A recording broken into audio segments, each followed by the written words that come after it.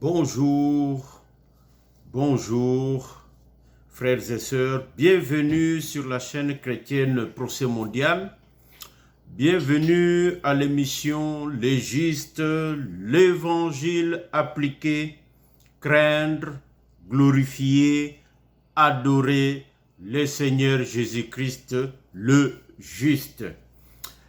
Notre émission passée, le mariage, l'homme et la femme deviendront un.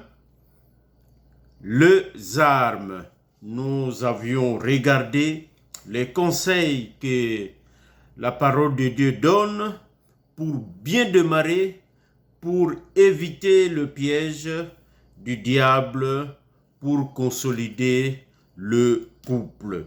Nous sommes aujourd'hui samedi le 14 août 2021. À l'émission, nous allons continuer toujours le mariage.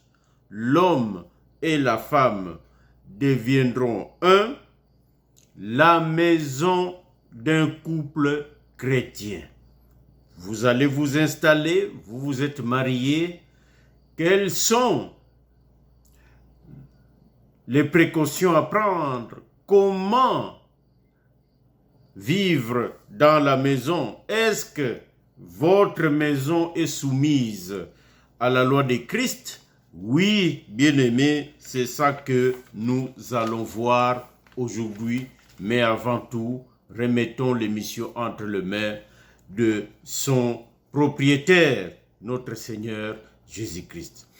Éternel Dieu de gloire, Dieu tout-puissant, quelle bénédiction, Seigneur, que de parler de toi. Quelle grâce, Seigneur, de t'appartenir. Tu es le Dieu véritable, créateur de toutes choses, du monde visible et du monde invisible. Ô Éternel des armées, protège-nous, tes enfants, Seigneur. Gloire à toi. Et nous te demandons, Seigneur, de conduire, de nous diriger et de nous parler à travers cette émission. Protège-nous, Seigneur, en tant que serviteurs. Protège nos maisons. Protège nos bien-aimés qui nous écoutent, Seigneur, parce que c'est ton peuple. C'est toi le véritable roi que nous adorons, Seigneur. Gloire à toi. Nous remettons tout entre tes saintes mains.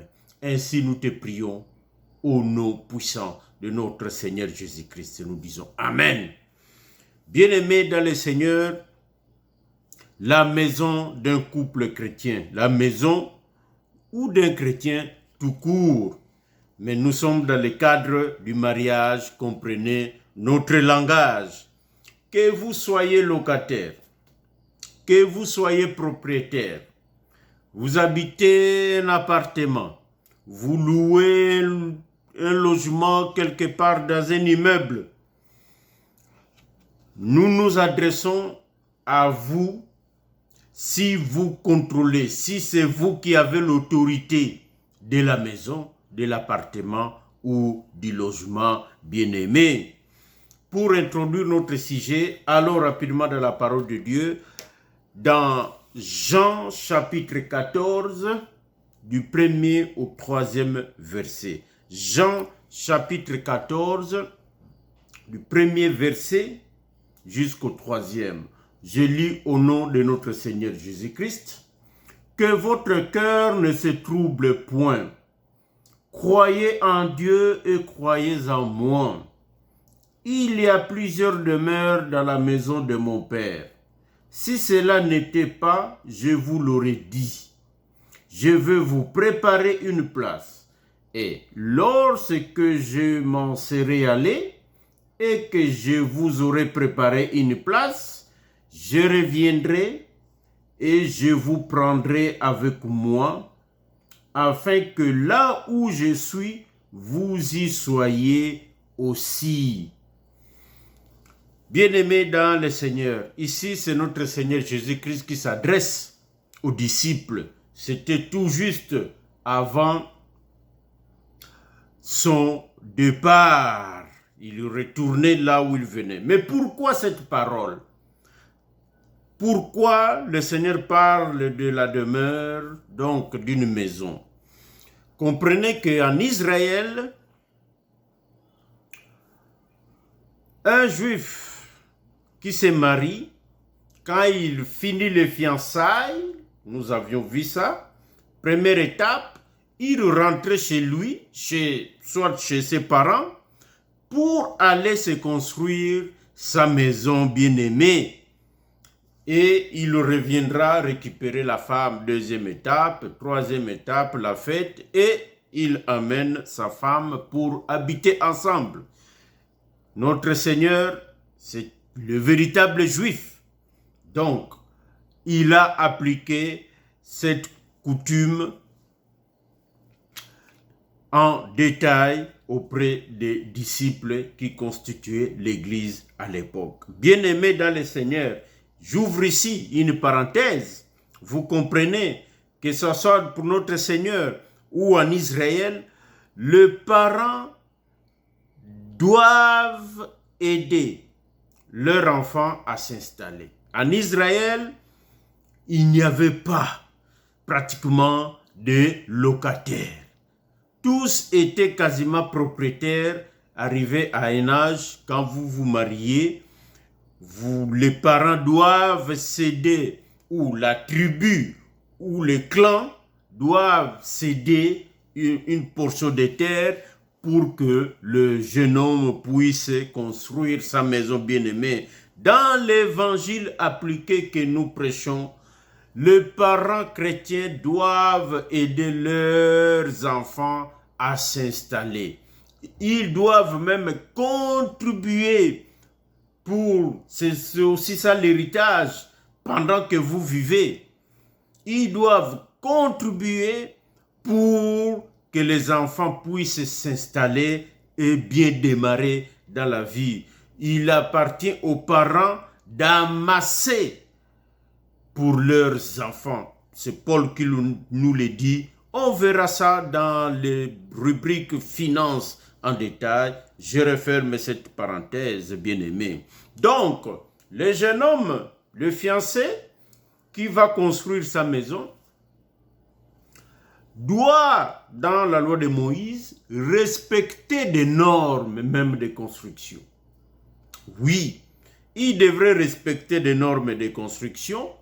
Et les sacrificateurs étaient chargés de contrôler les choses, de faire appliquer la loi de Moïse. Nous voyons ça par exemple dans Lévitique 14, verset 33, dans le cas d'une maison qui a de la lèpre, la moisissure, évidemment. Mais il y a une partie révélation, bien sûr, mais il y a aussi une partie réalité, c'était de la moisissure. Quand vous construisez, par exemple, un étage, il fallait faire des balustrades, système de sécurité. Dans la révélation, oui, mais dans la lettre aussi, cela s'appliquait, bien aimé. Donc, aujourd'hui, un enfant de Dieu qui se marie, qui se trouve un loyer, un logement, comment va-t-il vivre dans sa maison? Sa femme arrive, ou il est avec sa femme. Quelles sont les normes qu'il doit appliquer lui-même en tant que sacrificateur? Parce que dans la Nouvelle Alliance, dans le sacerdoce du corbeau, bien aimé, un enfant de Dieu, c'est un sacrificateur. Quelles sont les normes? Quelles sont les lois va-t-il appliquer? Ce sont les lois de Christ. C'est ça que nous allons voir, bien aimés. Nous allons voir premièrement la fonction ecclésiologique de la maison d'un enfant de Dieu. Fonction ecclésiologique, pour simplifier, c'est les fonctions des salles de réunion des enfants de Dieu. Dans le cadre de la parole. Premier que nous allons voir. Deuxième point, nous allons voir la fonction familiale ou sociale par rapport aux Écritures de sa maison, la maison d'un enfant de Dieu. Nous nous inspirons évidemment de la maison de Dieu, le temple, dans l'Ancienne Alliance, dans les sacerdoces de la colombe, les sacerdoces de Aaron. Nous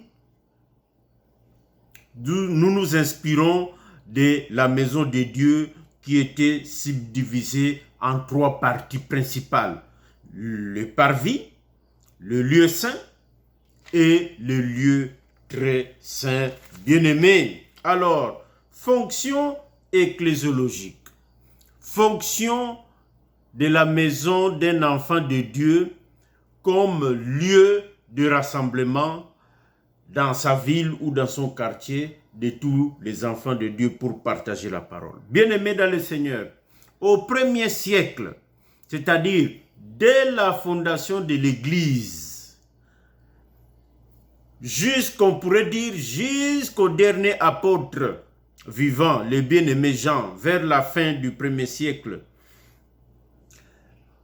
les enfants de Dieu, les disciples de Jésus-Christ d'une ville se réunissaient chez les leurs, chez l'un de leurs, dans sa maison, bien-aimé, pour partager la parole, pour la communion fraternelle, pour la prédication, etc., etc. Nous voyons des exemples comme dans la 3e lettre de bien-aimé Jean. Toute la lettre est vraiment centrée sur ça. Nous le voyons très bien. Nous voyons ça aussi dans Actes, chapitre 28, versets 30 à 31. Ça, c'est bien-aimé Paul qui avait loué une maison. Il a loué sa maison où il habitait. C'est un logement de location. Mais là, il rassemblait les disciples et il prêchait et il enseignait la parole de Dieu. Dans Romains 16, chapitre 3 à 5, le cas très connu, le couple Aquilas et Priscille, très très connu. Dans Colossiens, chapitre 4, verset 15, la maison de notre bien-aimé Nufus ou Nifos, cela dépend de la traduction. Désolé. Donc, la maison d'un enfant de Dieu, c'est un lieu de rassemblement des enfants, des autres enfants de Dieu, les disciples dans sa ville bien-aimée. Nous n'excluons pas, parce que dans Actes, chapitre 19, verset 9, le bien-aimé Paul à Éphèse, il va enseigner dans une école d'un dénommé Tyrannus. Qu'est-ce que nous voulons dire par là? C'est que le bien-aimé Paul va obtenir un lieu public et là, il va commencer à enseigner. Selon le manuscrit qui a été retrouvé, il enseignait de 11h jusqu'à vers 15h ou 16h. Donc, c'était après l'utilisation normale de l'école auprès des gens de la ville, et le bien-aimé Paul s'est glissé pour enseigner la parole de Dieu. Qu'est-ce que nous voulons dire par là? C'est que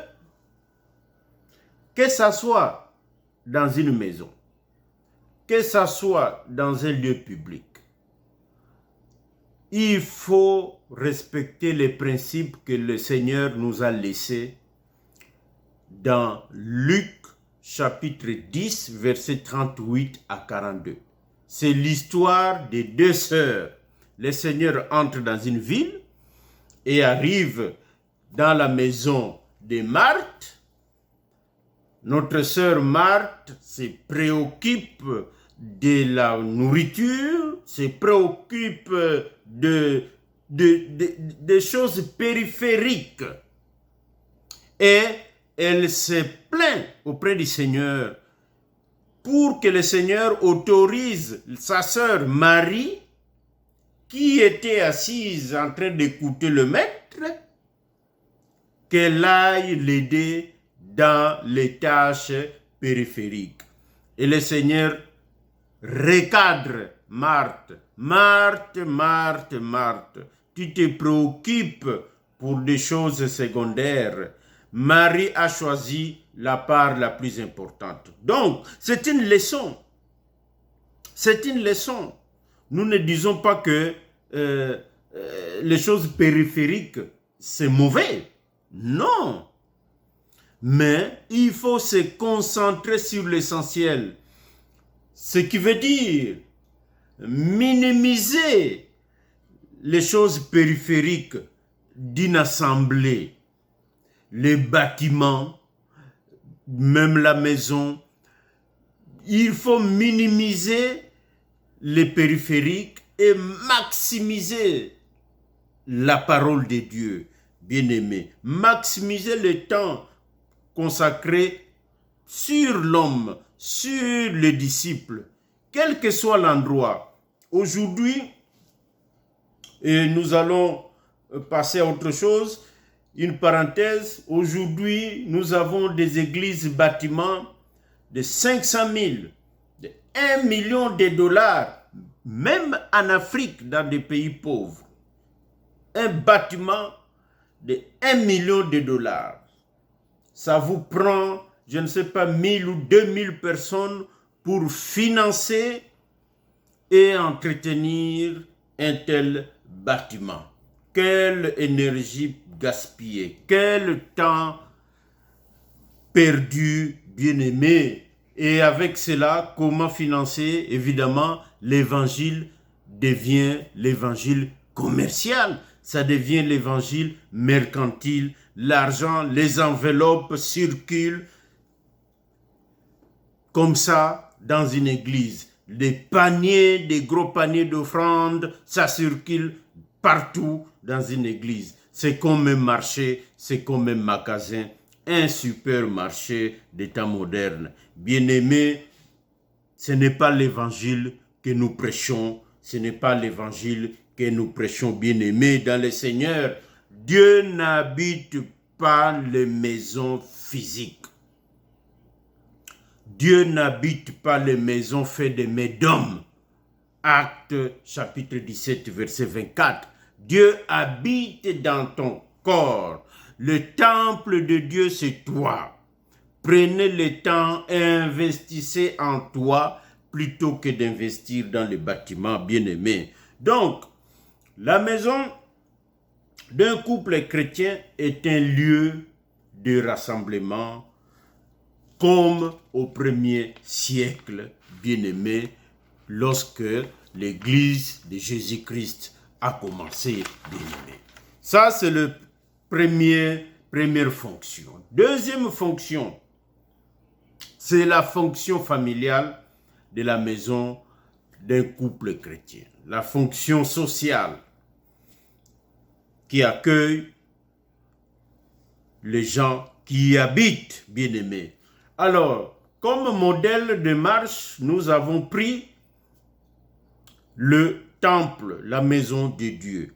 Donc, nous avons les parvis. Quand je dis les parvis, il y a les parvis extérieurs et le parvis intérieur. Je sais que dans les tabernacles, il n'y avait pas de parvis intérieur, il n'y avait pas de parvis pour les sacrificateurs, mais dans les temples, oui. Nous avons appelé ça la cour, les balcons et le salon de la maison. Qu'est-ce que nous voulons dire concernant votre cour, votre terrain et votre salon? Quelles sont les lois que Jésus nous demande de respecter, bien-aimés?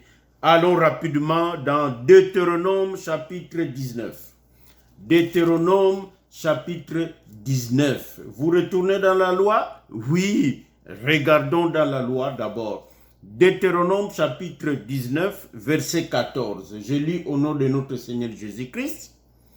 Tu ne reculeras point les bornes de ton prochain, posées par tes ancêtres, dans l'héritage que tu auras au pays dont l'Éternel ton Dieu te donne en possession. Vous pouvez ajouter Deutéronome chapitre 27, verset 17, qui dit « Maudit l'homme qui recule les bornes ». Nous ajoutons Exode dans les 10 commandements, Exode chapitre 20, versets 15, 16, 17. 15, 16, 17. Ne dérobez point. Ne faites pas de faux témoignages à ton prochain. Ne convoite pas la maison de ton prochain. Éphésiens chapitre 4, verset 28. Ne dérobez point. Je paraphrase, Paul nous le dit. Bien-aimés dans le Seigneur, un enfant de Dieu ne vole pas même un bout de terrain ou tout le terrain de son voisin, ni la part de l'État, ni la part de ses voisins bien-aimés. Quelles que soient les situations. L'État n'existe pas dans le pays où tu vis. Dans certains pays, l'État est inexistant, l'État est en faillite. Alors, mon voisin n'a pas construit, il est parti, on ne sait pas qu'est-ce qu'il est devenu. Les terrains restaient vides. Alors, moi je déplace, j'agrandis ma cour, j'agrandis mon... Bien-aimé dans le Seigneur, un enfant de Dieu ne peut pas faire ce genre de choses. Au contraire, un enfant de Dieu doit avoir de bonnes relations de voisinage pour témoigner la puissance de Christ. Est-ce que tes voisins savent que toi, tu es un enfant de Dieu, bien-aimé? Aujourd'hui, et nous le regrettons et nous le condamnons fermement, il y a des églises, des bâtiments qui sont en justice, poursuivis devant les tribunaux parce qu'ils ont acheté frauduleusement leurs parcelles là où ils ont construit leur temple.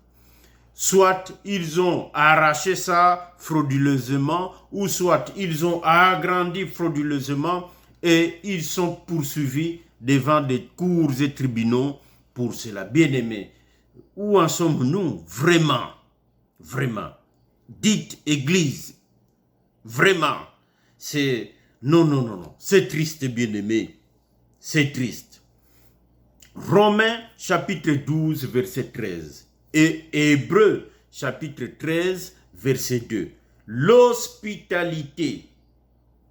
L'hospitalité. Je commence par l'hospitalité sociale. Bien-aimé, les chrétiens doivent être hospitaliers. Ils doivent accueillir même les gens qui ne sont pas des enfants de Dieu. S'ils sont dans les besoins, si ils veulent demander quelque chose, un enfant de Dieu doit être ouvert. Un enfant de Dieu doit être amical. Un enfant de Dieu doit être en bon terme avec les gens qu'il aborde dans sa maison ou dans son salon, bien-aimé dans le Seigneur. Nous savons que dans certaines villes, il y a des problèmes d'insécurité. C'est vrai. Les gens écrivent « chien méchant ».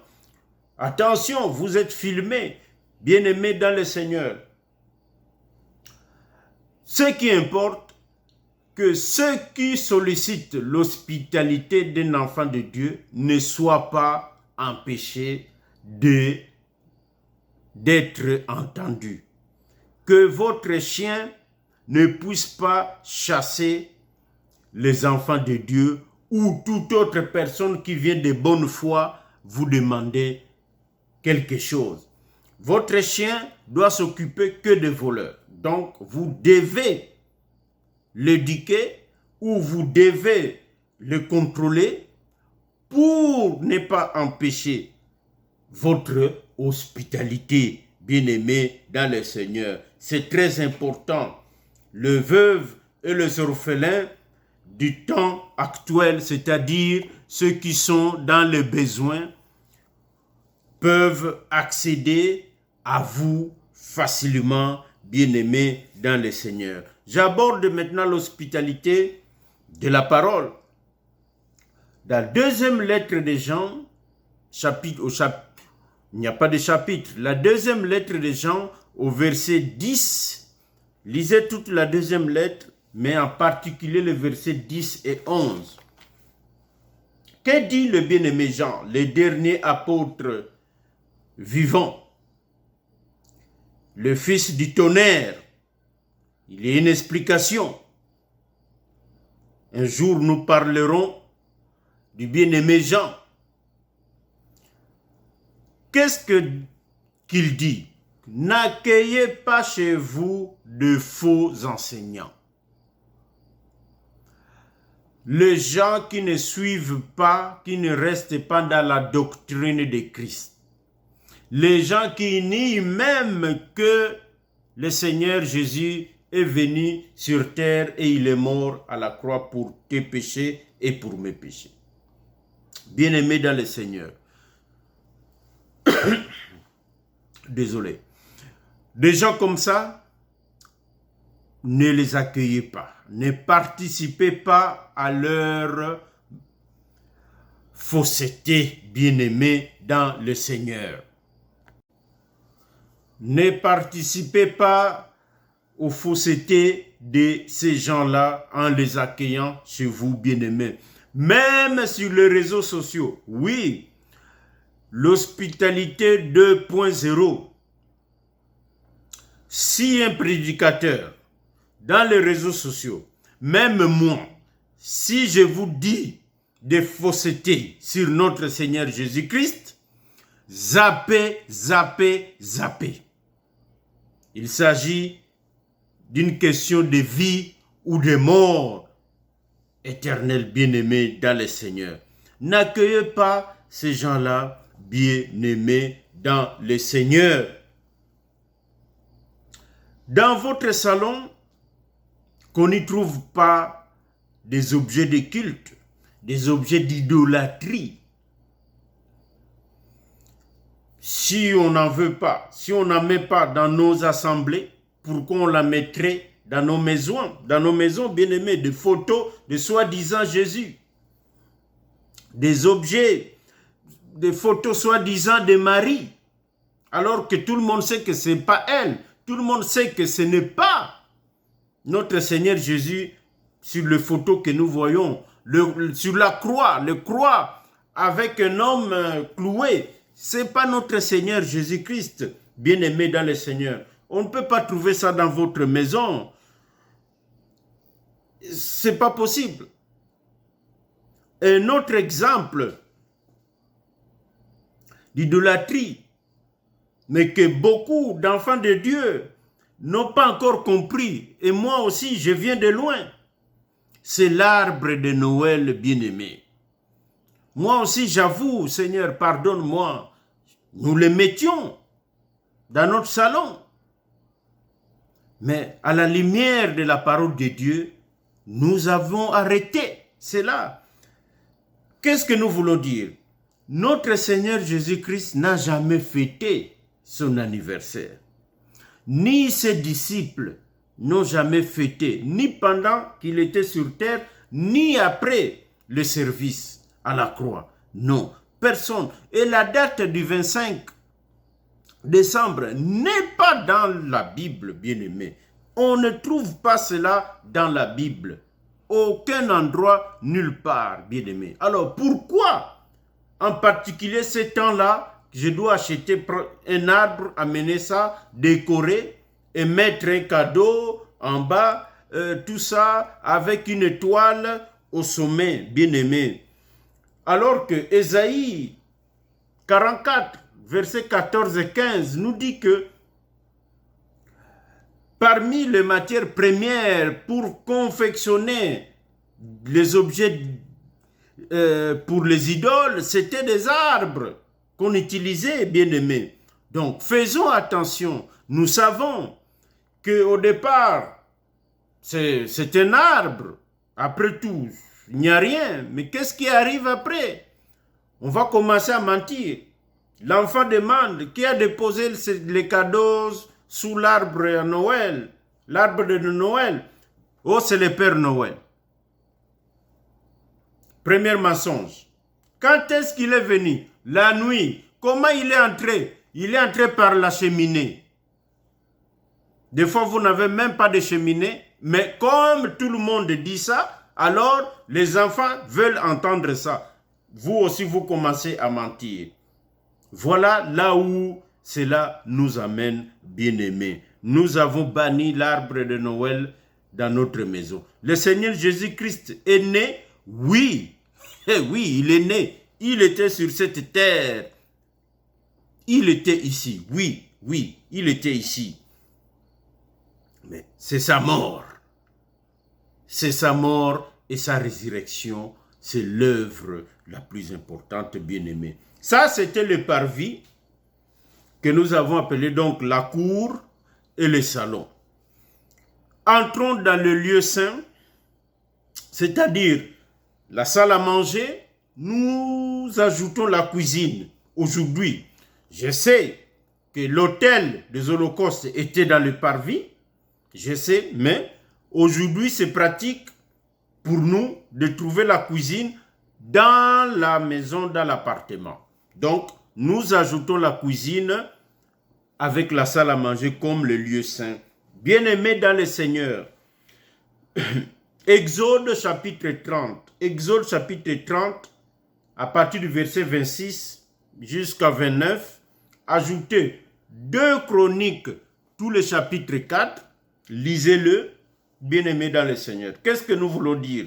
Nous parlons des ustensiles de cuisine. Oui, dans la maison de notre Dieu, il y avait des ustensiles. Il y avait des fourchettes, il y avait des cuillères, il y avait plein des ustensiles de cuisine pour l'autel, pour la table de proposition, les 2 tables qui étaient dans le lieu saint où on posait le pain pour le sacrificateur. Bref, c'est l'endroit où on mangeait et évidemment, il y a aussi les ustensiles dont je viens de parler qui étaient pour l'utilité de l'autel. Bien-aimés dans le Seigneur, tous ces ustensiles devraient être sanctifiés par l'huile d'onction, bien-aimée. Qu'est-ce que nous voulons dire par là? Bien-aimés dans le Seigneur, lors de votre mariage, vous avez reçu des cadeaux, vous avez reçu des assiettes, vous avez reçu des marmites, des cuillères, etc., ou vous en avez acheté vous-même. Bien-aimés dans le Seigneur, l'huile d'onction symbolisait l'Esprit de Dieu, le Saint-Esprit. Il est en vous en tant qu'enfant de Dieu. Priez pour ces choses. Priez et chassez tout esprit impur d'agrégore. Nous savons de quoi nous parlons. Chassez tout esprit impur sur ces choses-là, que cela ne reste pas dans votre maison, bien-aimée. Que cet esprit ne reste pas dans votre maison, dans votre cuisine, bien-aimée. Surtout les ustensiles laissés par vos ancêtres. Oui, les Bayombe ont cette habitude. La maman fait avec le même marmite, laissé par sa maman. L'enfant qui se marie, on donne la même marmite. Et ça continue. Les tasses et les sous-tasses, bien-aimés dans le Seigneur, priez, priez pour chasser tout esprit d'agrégore de votre maison. Ne soyez pas surpris d'entendre dire Oh, vous avez un enfant qui ressemble à son ancien, à son arrière-grand-mère, à son arrière-grand-père. Attention, attention. L'incarnation qui vient de Dieu, oui, mais l'incarnation par la volonté des hommes, non. Galates, chapitre 5, du verset 19 au verset 21, bien-aimés dans le Seigneur. Nous parlons des excès de table et des livrogneries. Si on résume tout, c'est le gaspillage de la nourriture. Un chrétien ne participe pas aux concours alimentaires, aux concours de breuvage. Qui va boire 12 casiers de Primus? Les Congolais savent de quoi je parle. Qui va manger 10 hot dogs en moins de 2 minutes? Bien-aimés dans le Seigneur, ce n'est pas une seule personne qui mange. Ce n'est pas une seule personne qui boit. Le monde est compliqué. Un enfant de Dieu ne gaspille pas la nourriture qu'il a dans la maison. Un enfant de Dieu ne se livre pas aux orgies alimentaires, bien-aimés. Un enfant de Dieu ne jette pas à la poubelle la nourriture durement acquise. Alors qu'il y a des gens qui n'en ont pas peut-être partagé. Si vous ne pouvez pas, parce que tout le monde en a, alors réduisez le budget de la bouffe. Réduisez le budget de la bouffe. À l'inverse, vous n'avez pas assez de moyens. N'ayez pas beaucoup de bouches à nourrir. C'est très important. Quand on fait un enfant, on s'assure qu'il a tout ce qu'il lui faut, le nécessaire. C'est très important, bien-aimé dans le Seigneur. 1 Corinthiens chapitre 8, à partir du verset 8 à 11, ajoutez Romains 14, 20. Paul parle des aliments sacrifiés aux idoles, des aliments impurs, des aliments purs. Bien-aimé dans le Seigneur, bien-aimé Paul conclut bien. Aujourd'hui, il n'y a pas d'aliments purs, il n'y a pas d'aliments impurs. Bien sûr, certains disent que dans un village ou dans une ville juive, vous ne trouverez pas dans les magasins la viande de porc. À l'époque, les Juifs ne mangeaient pas les porcs. Donc, quand on dit mangez tout ce que vous trouvez au marché, on ne trouve pas les porcs dans le marché d'un Juif. Bien-aimé, dans Corinthiens, Paul ne s'adresse pas qu'aux Juifs, il s'adresse aussi aux Grecs. Et on peut parler de la même chose pour les Romains. Donc, nous pensons que c'est large. Il n'y a pas d'aliments purs, il n'y a pas d'aliments impurs aujourd'hui. Mais attention, que votre geste ne devienne pas une pierre d'achoppement pour une sœur ou pour un frère qui est encore en train de marcher pour monter dans la sanctification. Qu'est-ce que ça veut dire? Que si votre frère avec qui vous partagez un repas juge que ça, il ne peut pas manger parce que, alors vous aussi, vous pouvez vous abstenir pour consolider la relation avec votre frère au lieu de le perdre. Demain, il ne viendra plus manger la viande de boa chez vous si lui ne peut pas en manger, bien-aimé. Alors que s'il revient, il va progresser dans la sanctification avec la parole, le partage de la parole que vous faites avant de manger ou après avoir mangé. Mais s'il ne vient plus à cause de la viande de boa, alors vous risquez de le perdre. Ce n'est pas bon, bien-aimé, dans le Seigneur. Voilà pour le lieu saint, l'endroit où les sacrificateurs mangeaient le pain. Nous parlons maintenant de la troisième partie, le lieu très saint. Le saint de saint, la chambre à coucher d'un couple chrétien. C'est que nous appelons ici, nous, le mystère de la chambre à coucher. Mais cette partie, nous en parlerons lorsque nous allons aborder des cas spéciaux comme la bénédiction des enfants. Donc aujourd'hui, nous allons parler un peu la manière de vivre et le rôle de la chambre à coucher. Bien-aimés dans le Seigneur, dans le lieu très saint, c'était la chambre de notre Dieu.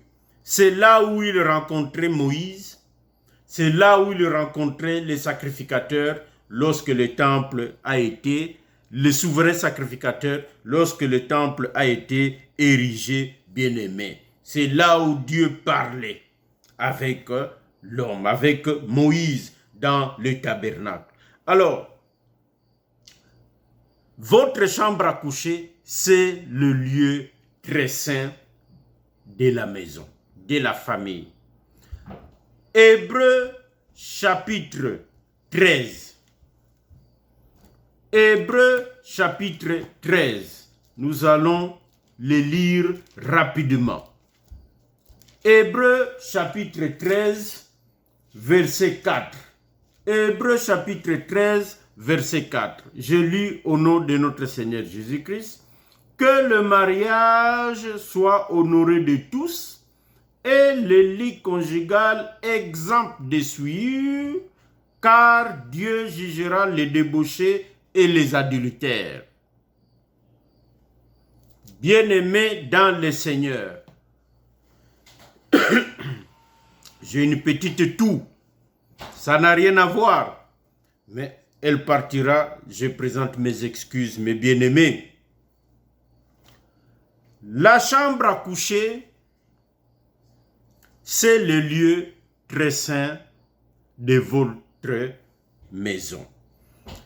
Tes pensées, mon frère, que sur ta femme. Tes pensées, ma sœur, que sur ton mari. Le corps de l'un appartient à l'autre et vice-versa. C'est 1 Corinthiens chapitre 7, verset 1 à 5. Paul nous le dit. Le corps de la femme n'appartient pas à la femme, c'est à son mari. Le corps de son mari n'appartient pas à son mari, c'est à sa femme. Mais il faut d'un commun accord, bien-aimé. Le Seigneur Jésus-Christ dit, va plus loin, que l'homme qui, dans ses pensées, convoite la femme d'autrui, commet déjà l'adultère.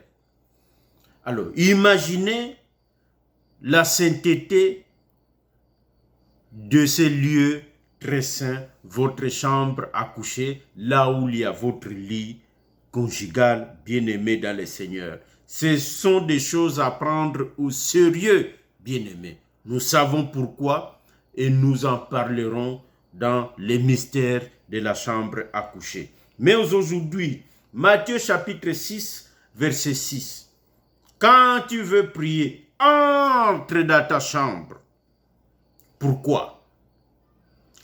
Exode chapitre 29, à partir du verset 38, et Nombre chapitre 28, à partir du verset 3 jusqu'à 7. Qu'est-ce que nous voulons dire? La chambre à coucher d'un chrétien, c'est l'endroit où il est isolé, donc concentré.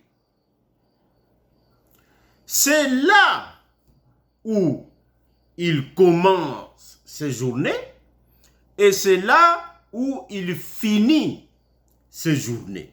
Donc, c'est un lieu stratégique pour un enfant de Dieu. C'est un lieu stratégique. C'est un lieu où il donne le ton à sa journée. C'est un lieu où il se repose pour dormir et attendre le lendemain. Le chrétien rend grâce à Dieu pour le souffle de vie renouvelé le matin. Il remet sa journée et la journée de sa famille à Dieu bien-aimé dans le Seigneur. Il le remercie pour sa journée, qu'elle soit bonne ou mauvaise, le soir avant de dormir. Il remercie le Seigneur. Beaucoup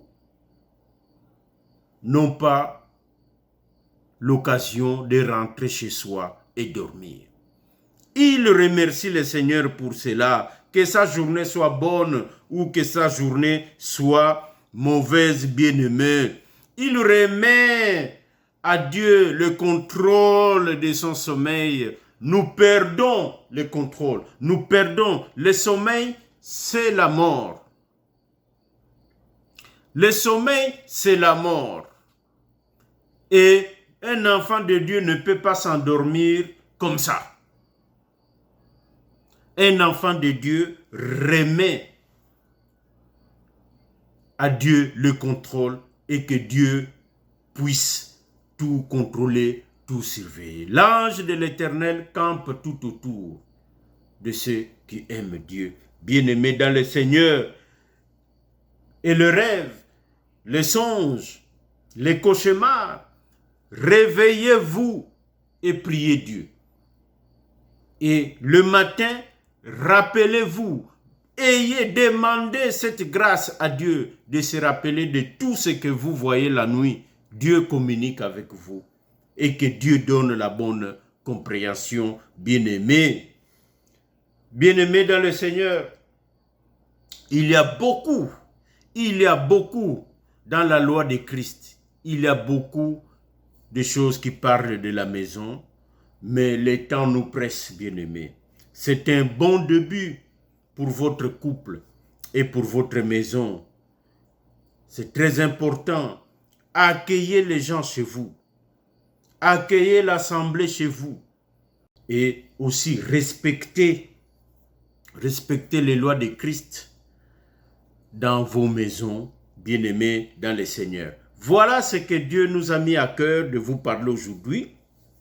Nous mettons une pause pour cette émission, une pause de quelques semaines pour travailler sur d'autres émissions. Nous en avons 3 émissions dans cette chaîne. Donc l'émission Le Juste fait une pause. Et la prochaine fois, dans l'émission Le Juste, nous allons voir des cas spéciaux. Nous allons voir l'homme et la femme devenir un dans les finances. Oh, que ça va chauffer. Nous allons voir les enfants, les mystères de la chambre à coucher. Nous allons voir les conflits, parce qu'il y en aura. Les conflits, comment gérer, comment résoudre, et etc., etc. Nos coordonnées s'affichent, bien-aimés. Contactez-nous, écrivez-nous sur WhatsApp si vous voulez nous contacter. Que le Seigneur vous bénisse et nous allons terminer par cette prière. Éternel Dieu de gloire, Dieu Tout-Puissant. Merci Papa pour ta parole, merci pour tes commandements envers nous Seigneur. Oh, quelle bénédiction Seigneur de t'appartenir. Quelle gloire Seigneur que d'être disciple d'un roi très puissant, d'un roi qui contrôle, d'un roi qui voit ses enfants et qui les surveille, car c'est une promesse que toi tu as faite Seigneur. Tes brebis te connaissent et elles entendent ta voix et elles te suivent. Nous te suivons Seigneur, nous te suivons. Gloire te soit rendue Papa. Bénis mes bien-aimés Seigneur qui écoutent ces émissions et qui mettent en pratique ta parole là où ils sont Seigneur. Gloire à toi Papa. Ainsi nous t'avons prié au nom puissant du roi du roi, le Seigneur Jésus-Christ. Nous disons Amen. Voilà, bien-aimés,